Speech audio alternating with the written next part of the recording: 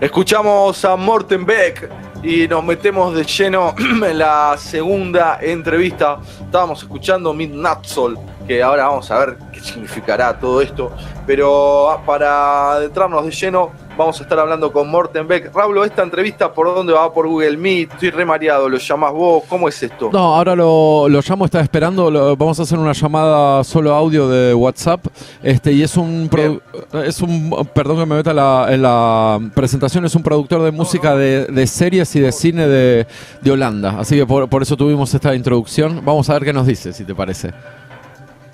Es la verdad que estoy muy manija por esta nota porque no... A ver, capaz ahora como los japoneses el tipo me dice que aprendió música con video de YouTube y tengo que cerrar el orto, pero realmente la gente que hace este tipo de música es gente con una cabeza muy especial, porque hay que llevar lo que uno ve con los ojos a los oídos. No es fácil y sin letra. También no es que pones en una letra, hay un chavo mirando por la ventana y en la película hay un tipo mirando por la ventana. No, vos tenés que ponerle onda para con música contar lo que siente un hombre mirando por la ventana, ¿no? Y tratar de transmitir eso. Hay un montón, ¿no? Me suena a Han Williams, me sale, pero no es. Hay un montón de gente que ha hecho música para películas. Y realmente te cambia la película. Tiburón sin la música de Tiburón no es Tiburón. El Exorcista sin la música del Exorcista no es El Exorcista. Ni hablar de Star Wars. Inclusive Austin Powers con Quincy Jones haciendo ta-na-na-na, ta-na-na-na. O sea, realmente estamos hablando de gente muy, muy, muy especial. Así que por favor, Raúl, dale play a la entrevista con Morten Beck. Comunicámelo ya, ponémelo ya al aire, que tengo ganas de hablar acá con el amigo.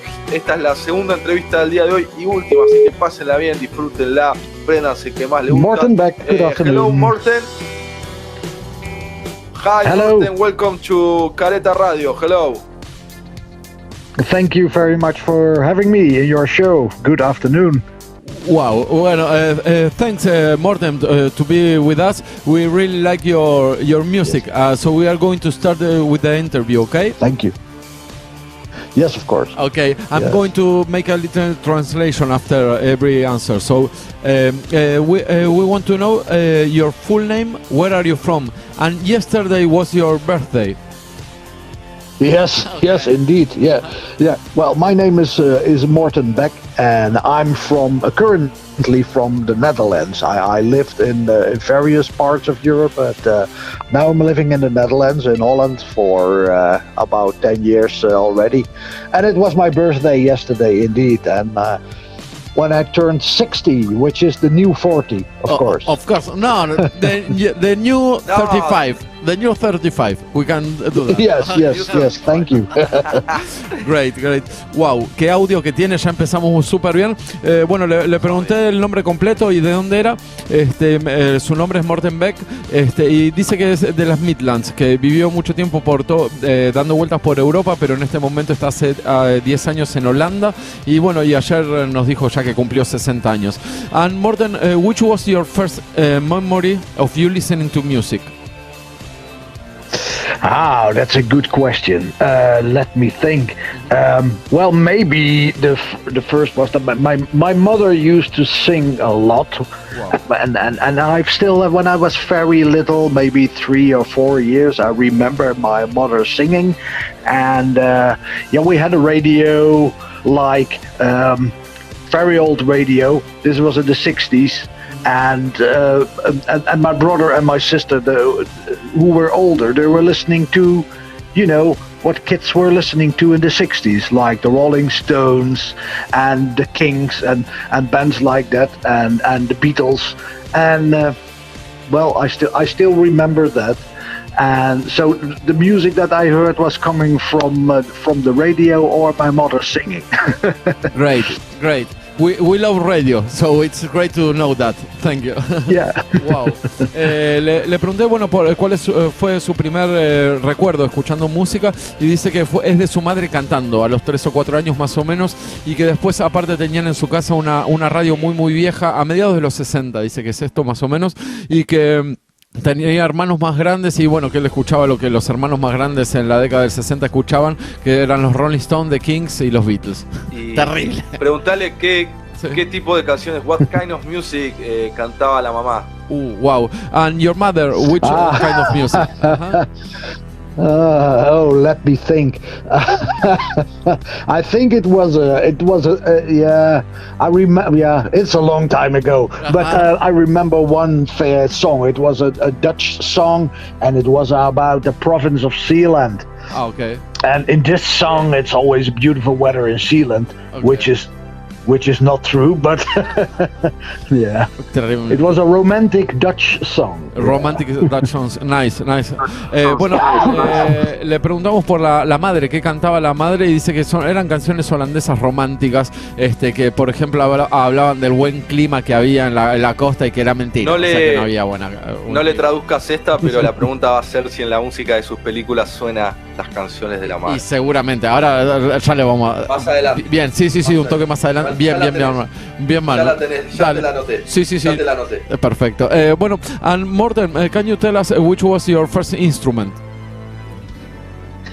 My first instrument was a Korg synthesizer, and I have to think about the type. It because this was in the end of the 70s, and I think it was not a Korg MS-10. It was too early for that. It was like a very primitive, like a synthesizer that only had preset voices. It was not like a modular synthesizer. It was more like an organ. You know, they called it a synthesizer by Korg, but it was more like like an organ with weird sound presets. And yeah, that was my first electronic instrument, and my first instrument. And I think I was 14 or 15 years of age. Wow. Yeah. Bueno, le pregunté por el primer instrumento que tuvo. Dice que más o menos a los 14 años, 14, 15 años, a fines de los 70, tenía un sintetizador Korg. Ya arrancó con los Korg. Dice que era un sintetizador muy simple, de los primeros, bien primitivo, que tenía 4 sets de voces. Digamos que no era precisamente un sintetizador, era más tipo un módulo. Que no era módulo y que era más parecido a un órgano que directamente a un sintetizador. Estábamos hablando de finales de los 70, de los primeros, al principio de todo. And can you tell us if there are places to study music for free in your region?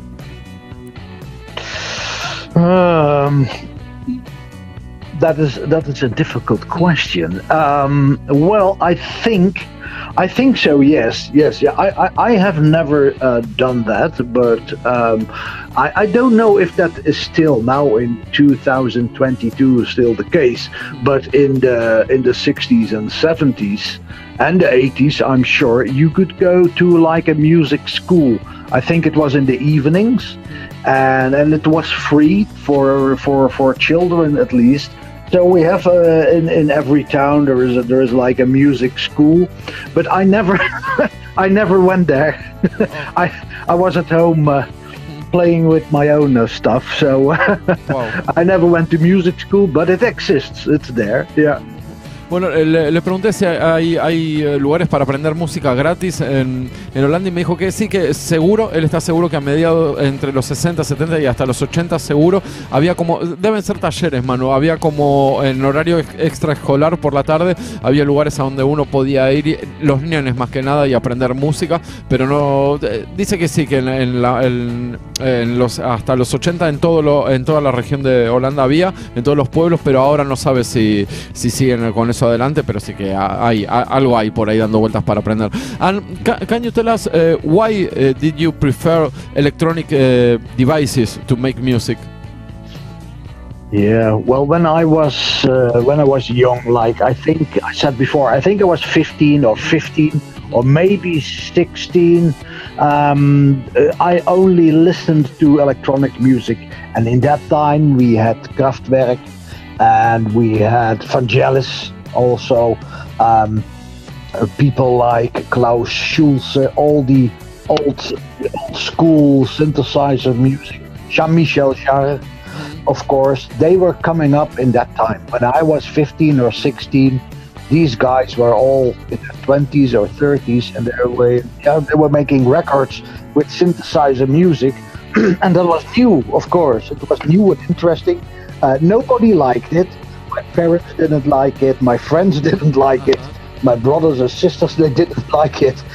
So I was the only kid in school who liked to listen to synthesizer music. So I was like a kind of a nerd, you know. Yeah. Understand. Nice. But you keep on playing. That is the important thing. Yes, I was, absolutely. I was not brought off my path, and as you know, I still listen to synthesizer music, and well, times have changed, but it's good to hear that people when I was a kid who were making synthesizer music are still alive and still are making this music. That is great. Yes, of course. Bueno, le pregunté por qué decidió volcarse por la música electrónica, y dijo que, bueno, justo él cuando era adolescente, entre los 15 y los 16, fue todo el comienzo de la música electrónica con cosas como Kraftwerk. Dice que los vio, que estaban dando vueltas por ahí Kraftwerk, Jean-Charles Michel, que son todos, búsquenlo, todo lo que son orígenes de música electrónica, me parece que los vio todos y se los escuchó todos. Sí, increíble. Y dice que, bueno, que no era algo medio resistido, que a la familia no le gustaba mucho, que a sus amigos tampoco, y que él quedaba como algo medio nerd, ¿no? O sea, todos escuchando otro tipo de música, y él con la música electrónica ya desde los 15, 16 años. Súper interesante todo lo que está contando. Y bueno, yo le dije que bien que siga tocando. Sí. Y preguntale por la rama Rick Wakeman, Pink Floyd, Deep Purple, si lo escuchaba también. Sí.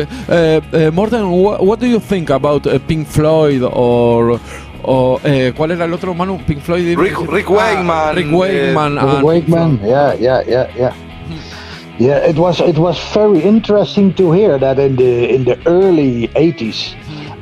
Or end of the 70s, that the mainstream bands started using synthesizers, which like Philip Glass and Pink Floyd, indeed, and later, much later, of course, like Kate Bush and Peter Gabriel and Iggy Pop and many others started using synthesizers. And for me, I was still young. For me, that was like a celebration. Like I was happy that synthesizer music, or at least as an instrument, was considered like a real instrument.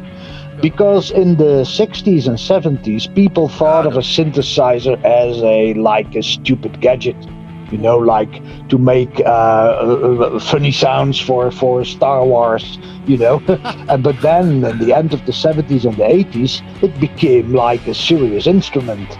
And people, started to using it in, like mainstream music. You remember Giorgio Moroder and Donna Summer with "I Feel Love," the first use of a sequencer. If you listen to it now, it's still great. It's still, it's like trance house from the 70s. It's crazy. So translate that first. Wow, perfect explanation. Cómo lo acaba de explicar y cómo dividió la raíz de cuando se hizo mainstream. Y ahí está la diferencia también con nosotros, Manu, que me encanta. También tuvimos un inglés que nos contó de la historia del rock, también no sé si te acordás, hace un par de meses.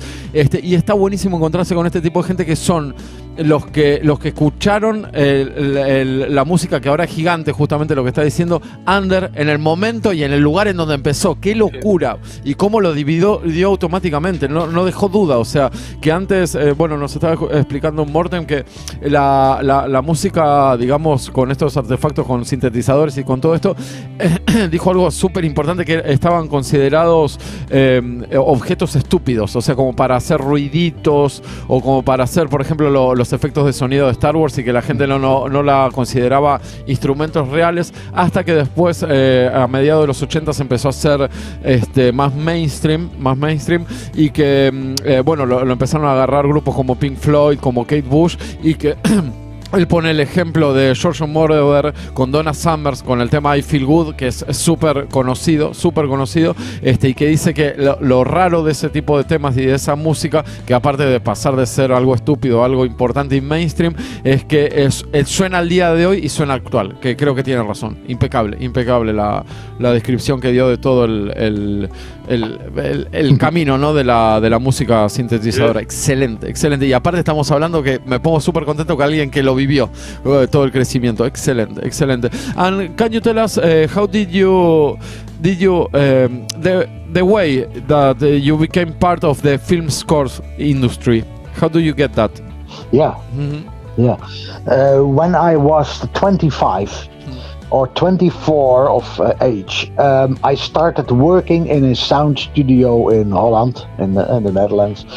And my job was, because I was interested in synthesizers, I had a few synthesizers myself, but I was most interested in programming the drum machines. You had the Roland TR-808 and the 909, you had the Lindrum, and they had a few like sequencers like the TB303 and stuff like that.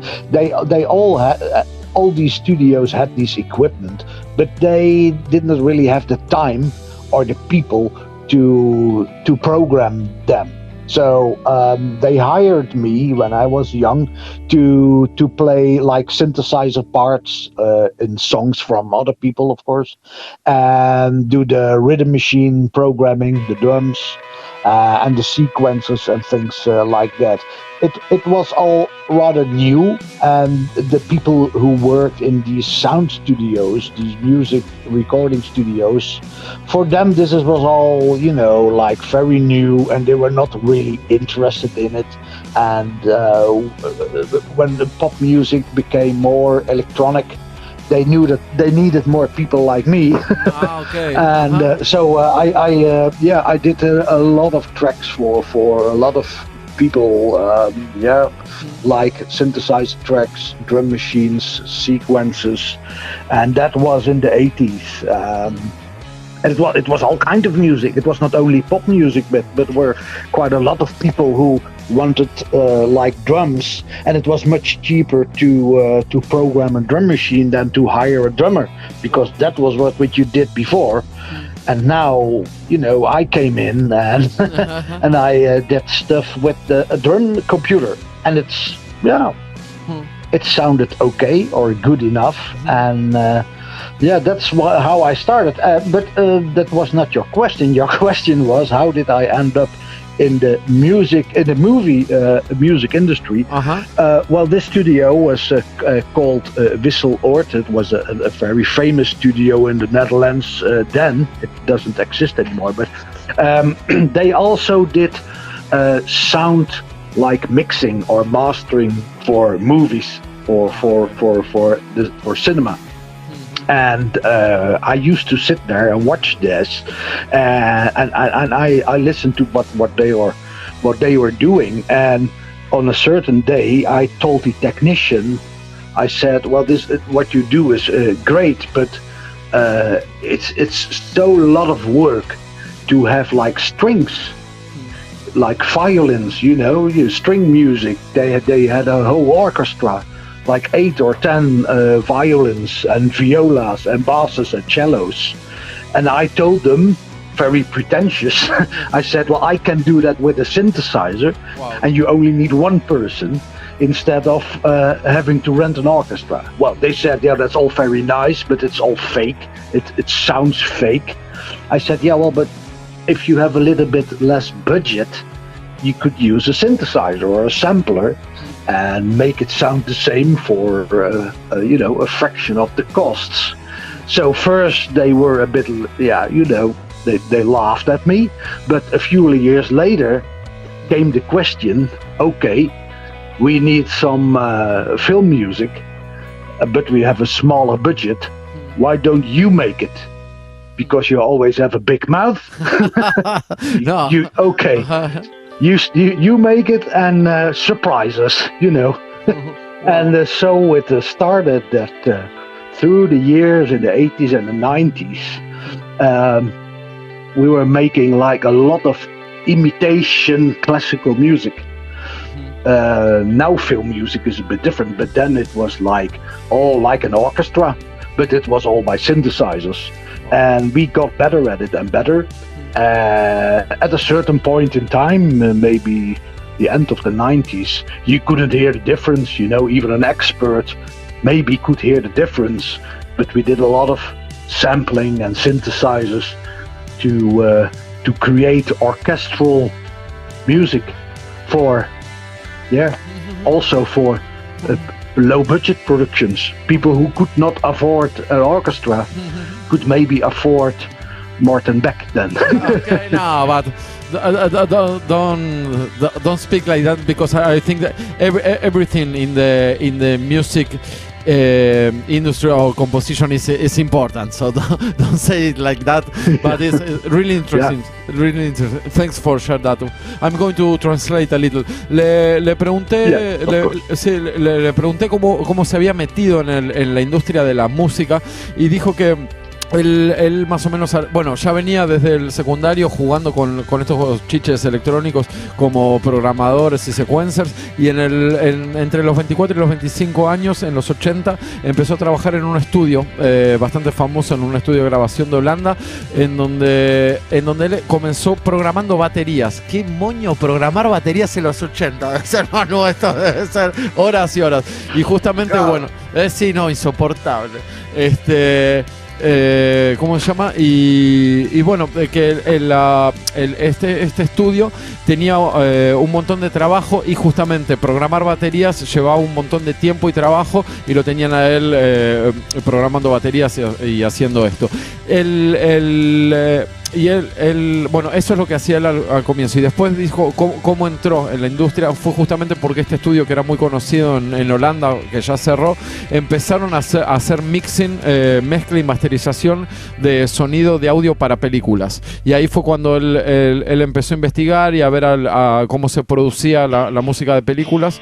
Y empezó a notar que, por ejemplo, necesitaban una banda gigante para hacer determinada música, o, viste, violín, pianos, todo, y él le empezó a decir a la gente del estudio que él lo podía hacer con sintetizadores más rápido. Y bueno, los del estudio le decían, pero eso es música, es falso, sería falso, que no sería no serían los instrumentos reales.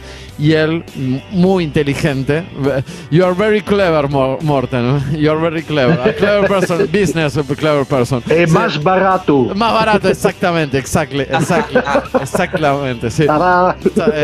Thanks for that. Sí. Le dijo, ahí está, tiene en la cabeza, me parece, business también importante. Él le dijo, mira, yo lo puedo hacer más barato con sintetizadores. Y la gente le decía, no, porque no es real. Y bueno, empezaron, ahí fue cuando le ofreció, quizás no es tan real, pero sí es más barato. Entonces, cuando venía una empresa o alguien de música con bajo presupuesto, lo agarraban a Morten y decía, bueno, hace la película, hace el sonido. Y bueno, y también o sea, los samplers y todo eso fue mejorando toda la tecnología de estos aparatos, y ya son increíbles. Y dice que ya en esta época, y a mediados de los 90, ya había que tener muy buen oído, o era casi imposible ver la diferencia entre un instrumento real y uno virtual. Jodido, Manuel. acaba de decir. Tremendo. Difícil. Y aparte, bueno, tienes razón. Así que ya un montón de películas ya se hacen directamente con instrumentos virtuales, y que no te das prácticamente cuenta de la diferencia. En el fondo es un tema de costos. Es triste. Sí. Es terrible. No, bueno, y también de calidad de audio, Manu, que los instrumentos virtuales, la calidad que tienen ahora no es la misma de antes. Entonces yo, viste, o sea, para algunas cosas está bien. Creo yo. And Morten, can you tell us the differences between being a studio musician and a film score producer? Yes, well, it's changed for me because in the beginning I was like only a part I did only a few things. Only like of course the synthesizer tracks, and you have all different kind of composers who put their name on the on the music. Okay. But I did most of the work. But later, like nowadays or since 2000, we have so many. There is more like respect for individual people. One of the best examples, of course, is Hans Zimmer. He's the most famous one.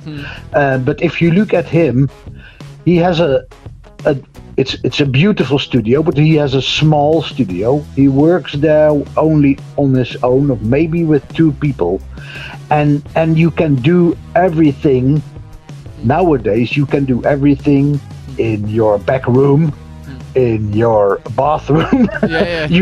You only need like a laptop and good software if you go that route, and if you use analog equipment like I do and many others do, you can do it all by yourself. You don't need a studio anymore, and that is something special, because 20 years ago you needed a studio because you could not record anything professional at home. And so it changed when I think it was maybe 1995, the last years of the 90s, you could buy like 8-track recorders, 4-track recorders. They were still a lot of money, but then you could record at home, but it was always, apologize, it was shit. The sound quality, it was not like a studio. But now from 2000 on, you can make very professional sounding recordings in your home studio. So that's when it's changed. It changed from being a studio musician to an all-round composer and producer.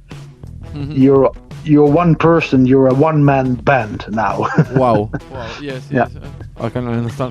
Tremendo. Bueno, las explicaciones que nos dan las cosas son súper correctas y dentro de la industria, pero a un nivel increíble. Le pregunté cuál era la diferencia entre ser un músico de estudio y un productor, compositor de músicas de película. Y lo que él dijo que, bueno, al principio de todo, que pensemos que venía gente ya con composiciones y hacían que él lo haga, pese a estar haciendo un trabajo terrible, no aparecían los créditos. Entonces, bueno, la tecnología fue avanzando, y ahora él compone y hace todo, y esa es la diferencia más grande. Digamos que un músico de estudio para este tipo de cosas de industria es alguien que ejecuta, digamos, es una herramienta, pero el que piensa y hace todo es el productor. Estuvo súper clara la respuesta, y lo que nos fue contando también es que a partir de hasta más o menos 1995 o finales de los 90 se podía comprar a precio muy caro grabadores de entre 4 y 8 canales, y ya a partir del 2000 se puede comprar de todo. O sea, se bajó también mucho el precio de las cosas analógicas, y dice que con buen software, si lo querés hacer barato, también podés comprar un buen software de audio y sonido y hacer ya las cosas en tu casa. Entonces eso acrecentó todavía mucho más la desaparición de los estudios y los músicos de estudio. Terrible la explicación que nos dio. O sea, así que estamos en pasado los 2000 con gente haciendo música en su casa a un nivel altísimo de casi como eran los estudios antes. Manu, ¿tenés alguna otra pregunta o sigo? Sí, yo me imagino digamos, cómo es el proceso de componer una canción para películas. ¿Qué tiene que ver la película antes? ¿Lo puede hacer en cualquier momento o necesita de algún momento específico del día? Pues me imagino que debe ser algo como muy complejo hacer. La pregunta sería más que nada, ¿cuál es el proceso que él lleva adelante a la hora de componer películas, de música para películas? Sí. Manu wants to know. Manu is in Argentina now, and we have many listeners from Argentina and Spain, and Manu wants to know the process. They give you the film, and how do you put the music? Yeah, well, it's a very good question because it has a little bit to do with the previous question. When I said nowadays everyone can be a producer in his own home studio, everyone can do it, and that's also a bit of the problem because now there is a lot of competition. Okay. There are 10,000 Hans Zimmers now in the world. So the last few years, the process has changed a bit. That's, for instance, the reason why I have released these 2 albums on Spotify. That is like kind of unused music. So what they do now, for instance, I'll give you an example of what I'm working on now. I'm now working on a new film music.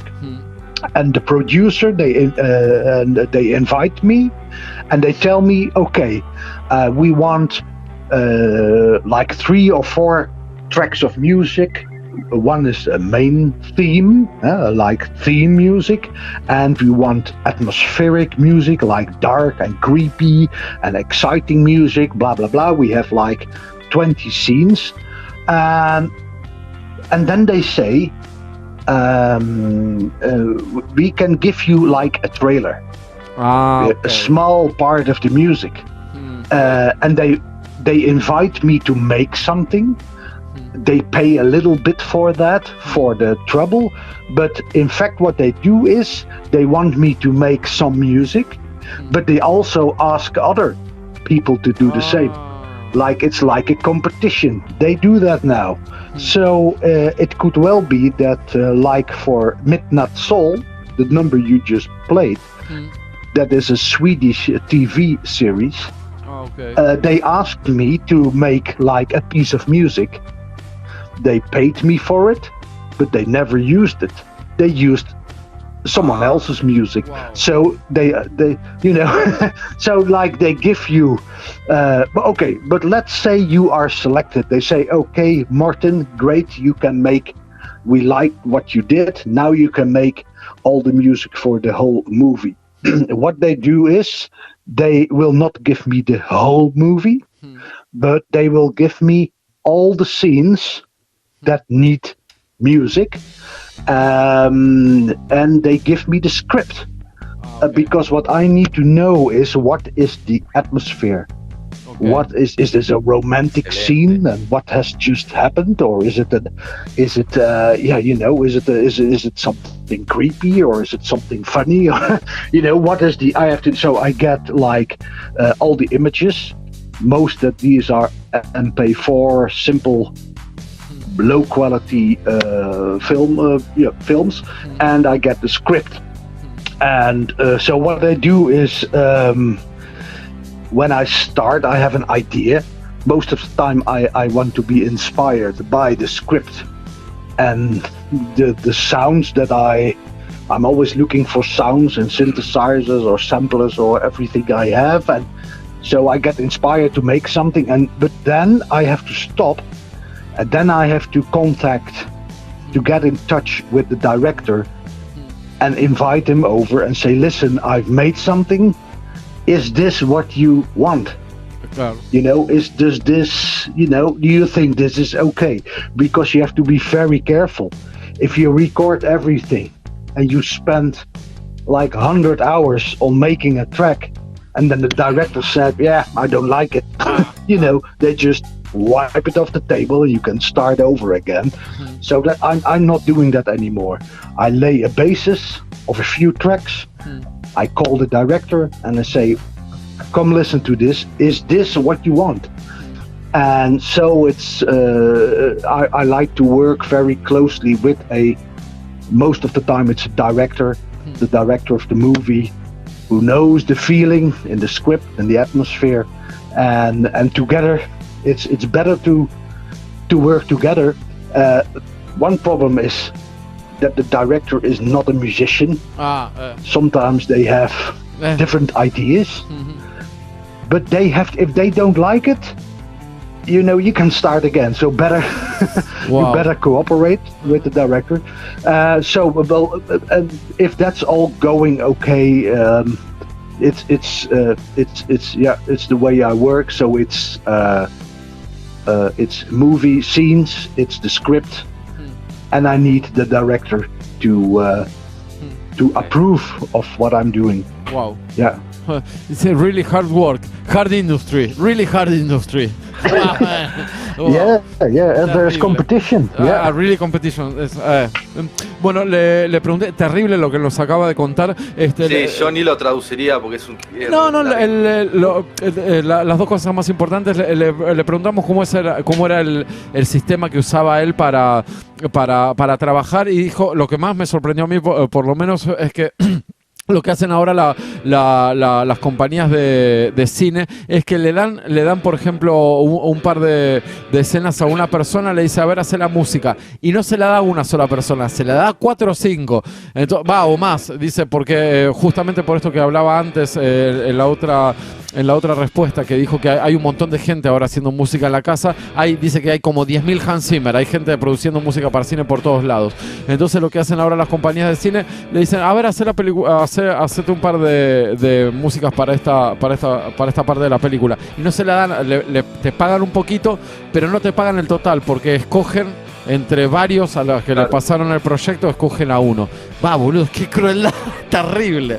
Qué crueldad, sí, no sabía yo que se laburaba así. Y bueno, y después lo que dijo Morten Beck, que él específicamente trabaja mucho con el productor, o sea, él le dan las partes de la película que necesitan música, que puede ser música atmosférica o puede ser el main theme, el tema principal de la película, y él apenas lo termina o tiene algo ya armado, se contacta con el director, porque lo que puede pasar es que vos avances un montón y tengas, por ejemplo, 100 horas de trabajo y después te digan no me gusta. Y algo que recalcó que está buenísimo, que a mí me ha pasado con cantantes más que nada, es cuando los directores no son músicos. Imagínate entender un director que te dice, acá ponemos una música tranquila, y qué sé yo tengo 1000 cosas de como música cuando tranquila. te dicen, le falta más azul. Andate a la mierda, sí, qué fuerte. Andá a cagar, sí. ¿Le puedo preguntar algo a Morten? Sí. Hi Morten, my name is Manu, hello. Hello.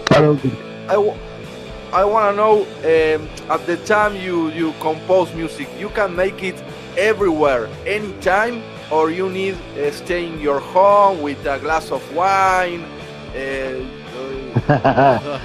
Yeah, well, I am very, indeed, well, you say a good thing that, because indeed I need like a sort of atmosphere, but I need to be like at rest. If you have stress, or there is something in your personal life, or it can be anything, but you have to be at rest, like, but I can do it everywhere, but that is not totally true, because I still use a lot of real synthesizers. I have 3 Oberheim synthesizers, I have 2 Moog synthesizers that I use, and they are big, you cannot take them with you easily, but I can do a lot on my laptop, indeed, but then it's like a digital instruments to make like a basis or samples. But if I want to do the real music composition, when I really feel relaxed and in my element, I have to do this at home with the old synthesizer shit. Wow. With the old Moogs and the Oberheims and the analog sounds, but yeah, you cannot take them with you because they are too big, Okay. So that's but in principle you could do it everywhere, and I did so because this year in March I was 1 month in Sweden, in Lapland. It's above the Arctic Circle. Wow. It's minus 30 degrees. And I've made quite a lot of music there, nice. Like in a simple studio. Wow. And I only had my laptop. But at home I have the synthesizers with me. Yeah. Perfecto. Manu le preguntó si necesitaba estar tranquilo, tomarse un vaso de vino y estar tranquilo, o podía hacer en cualquier lado, y dijo que sí, que más que nada se puede llegar a hacer en cualquier lado, que es muy importante no estar estresado y no tener problemas familiares, dijo, y porque debe ser, sí, no estar estresado ni tener problemas familiares, que hace música en casi cualquier lado, que se puede llevar su laptop, pero que él también tiene un par de sintetizadores Oppenheimer y Moog en la casa, así que no necesariamente en todo lado, pero sí, y que estuvo el año pasado, estos últimos meses, haciendo música en el Polo Ártico. Increíble. En el Ártico, en el Lapland, sí, haciendo música, así pero que prácticamente lo puede hacer en cualquier lado. Increíble. Sí, dale. Una más. And Morten, what is the easy kind of music, type of music for you? A comedy, a war movie? Yeah, well, I think that what I'm watching myself, and what I've done a lot are like criminal series, police series. Okay. You know, how do you call it? Detective series, thrillers. You know, police thrillers. And I like, of course, on Netflix the series, 8, 9 of 10 episodes. You know, and I've been watching a lot of Scandinavian series. They call it Nordic noir. You know, it's like a bit dark. It's a little bit different, but I must say that the last few years I've seen quite a lot of movies and series from Spain and from Spanish countries like in South America, and also from France and Belgium. There are other people are picking up the same style of movie making with the dark synthesizer music, dark tracks, very moody. And sometimes people say to me, you only make like dark music. Everything you make is so depressing.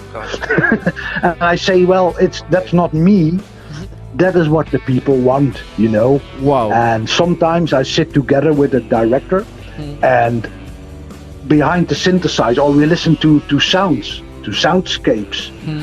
And these are like my albums on Spotify. It's always very dark. It's always sinister, you know, because that is what people like now. Maybe in 10 years we will all be making comedy. But now maybe we are living in a little bit dark times now. You know, we have a lot of struggles in the world. We have war, we have crime, we have terrorism, and you see that in the movies and the series, they take these, you know, the things we are experiencing now in the world. Wow. It's like a mirror, and we're looking at a mirror of ourselves. So the music is dark, the music is heavy, and I like it. But not everyone. But for movies, I think, it's suspenseful. Yeah. Wow. Yeah. Tremendo lo que acaba de decir.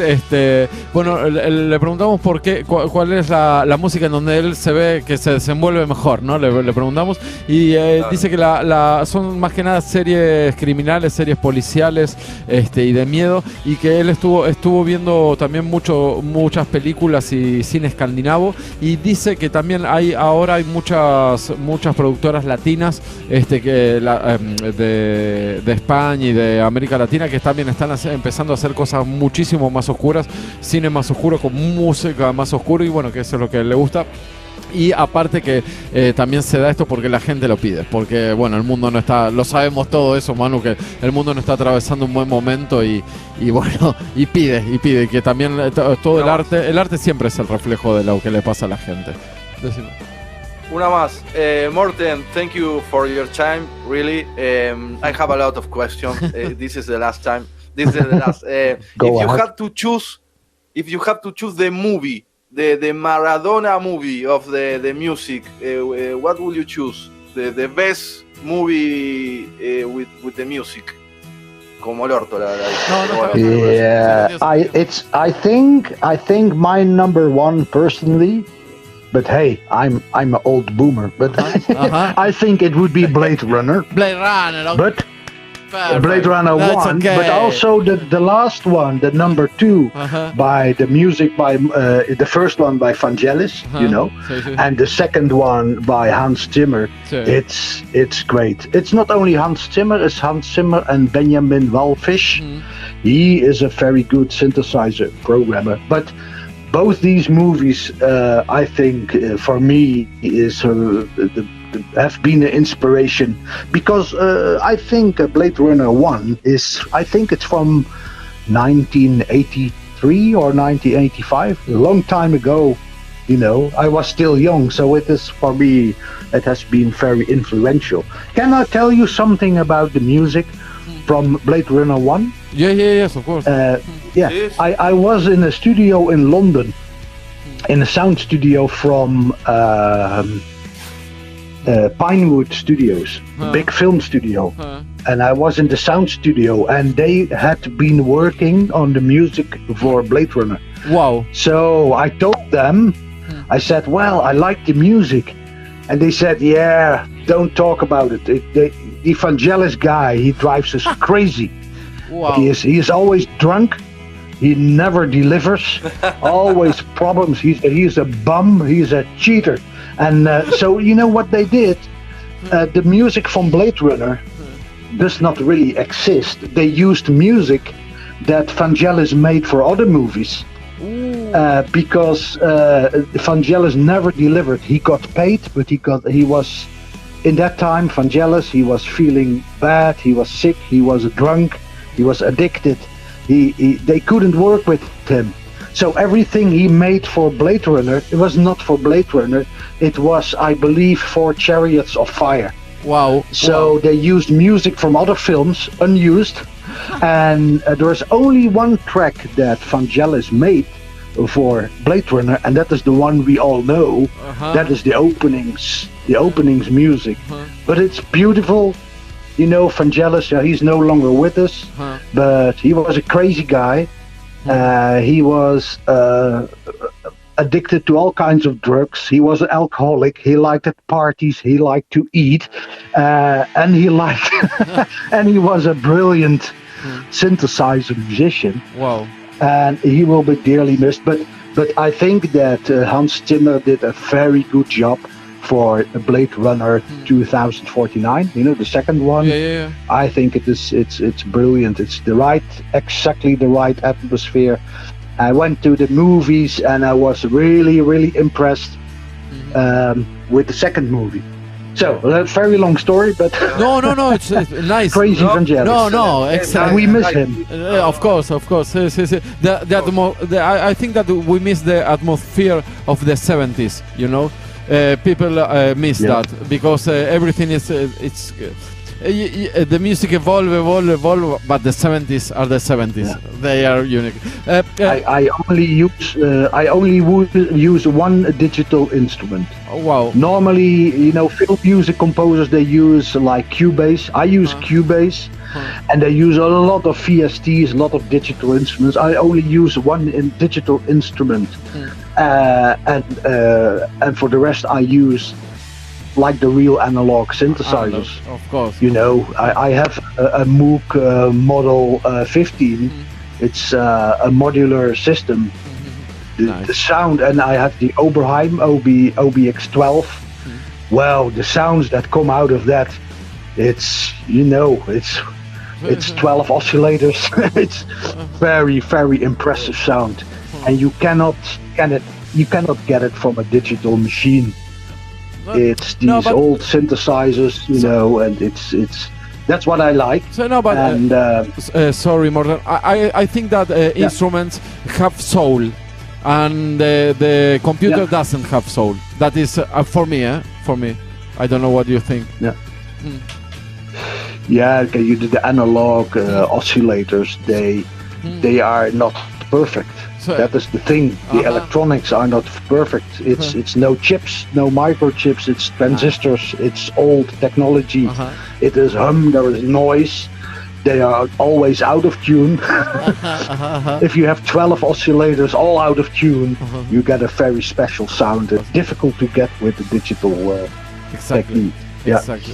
Qué bueno, qué bueno. Está enamorado, me parece, es un enamorado también de los sintetizadores, un loco, Morten. Tremendo. Really thanks, Morten. Really thanks for all the explanation. We really like to talk with you. Yeah. It's amazing. Y bueno, yo voy a contar un poquito lo que dijo de Vangelis, terrible.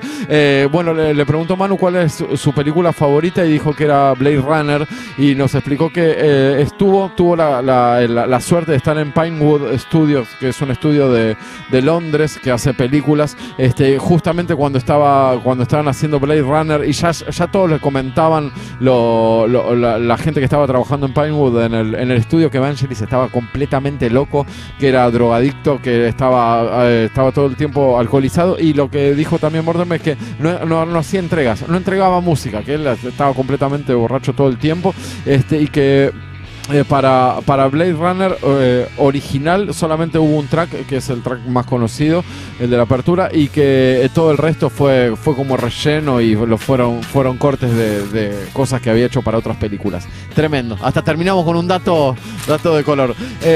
Manu, si te parece, cerramos. Y le voy a hacer yo una sola pregunta. I'm going to make su película, la mejor que él hizo, ¿cuál es? Así lo vamos a ver. Pero creo que está en la página. Can you tell us what do you think about your best work in a movie or in a series, so we can watch it? Yeah. That is always a difficult question, because everything I make, I always think after a few months or years, I think, it's old, you know. But sometimes I don't listen to my own music for a long time, and then I can listen to it with different, from a distance, you know. When it's all new and you're working on it, yeah, you always think it's great, but when you hear it back, sometimes, some tracks you like better than others. And I think from the last Spotify album, I think Skabram, I like, because it's dark, and I like the atmosphere in that song. And there is another one, but it's not on Spotify. I did the music for a movie called Scars, Cicatrice. I think it's in French. Probably the same as Cicatrice. It's called Scars in English, and that is a movie from, I think, 2010 and 12. And I did the whole music score, but it was like an orchestral imitation. Wow. It had to be an orchestra, but all fake. But they didn't have the money for a real orchestra, but they said, please let it sound like real film music, you know. And we went through a lot of trouble to make compositions, and I had help. I needed help from other people to do the composition of an orchestra, which is difficult, with all the parts for the violas, the violins, the cellos, the basses, and the percussion. It's all the woodwinds and the trumpets, and it's incredibly difficult. And so also for the composition and playing it on a keyboard, and then mixing it in such a way that it is realistic. And it took us almost a year to do it, and I'm very happy with the results. But one little thing, the movie was not very successful. No. Yeah, I can't help it. No problem. So no problem. They won. They only won one little prize, but no problem. We are going to look it. Scars. We are going to find Scars. It. Okay, perfect. Yeah. And the music on Spotify. Manu, si te parece, cerramos. Increíble. Un cuento terrible. Estaría 5 horas hablando, porque le podemos preguntar de todo. Es increíble. Morten, we really like to talk with you. Maybe next year we call you again. Yes, well, thank you very much. Okay. I want to compliment you on your translation. Okay. I can understand a little bit of Spanish, so I think you're doing a very good job. Wow. Well, thank you. And thank you for asking very good questions. No, Yeah. No. Thanks to you. It was really interesting, and we are going to close. We are going to hear now Circular. Okay. Yeah. Okay. Well, thank you very much, and I'm wishing you all a very good rest of the year and a beautiful 2023. And maybe we speak to each other again. Oh, of course. Thank you very much, Morten. We keep in touch. Thank you. Okay. Bye. Bye.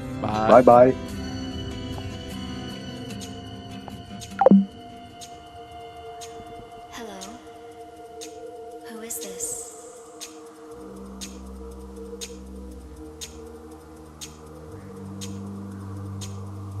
Así pasaba Morten Beck en Careta Radio. Hermosa entrevista hemos realizado, la hemos pasado excelentemente bien. Escuchamos un rato de la música de Morten y cerramos este programón del día de hoy.